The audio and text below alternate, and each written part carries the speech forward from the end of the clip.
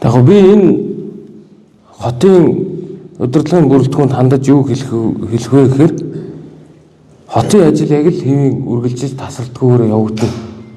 Яагаад гэвэл бид нар энэ 2 сая хүнтэй их хотын амьдралыг тасралтгүй залгуулж өдөр тутамд нь удирдах байна гэдэг үүрэг хүлээсэн ийм хүмүүс учраас нэгдүгürt энэ ажил ерөөсө тасалдахгүй.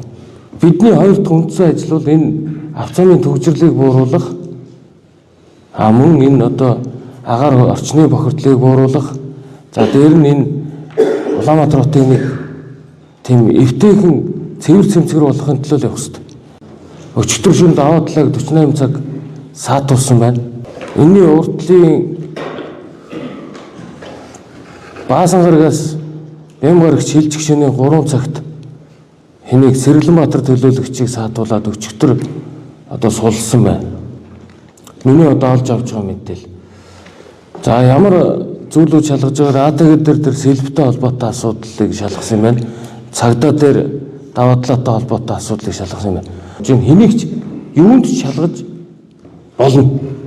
Энэ бол угаасаа тэр тухайн байгууллагуудын эрх хэмжээний асуудал.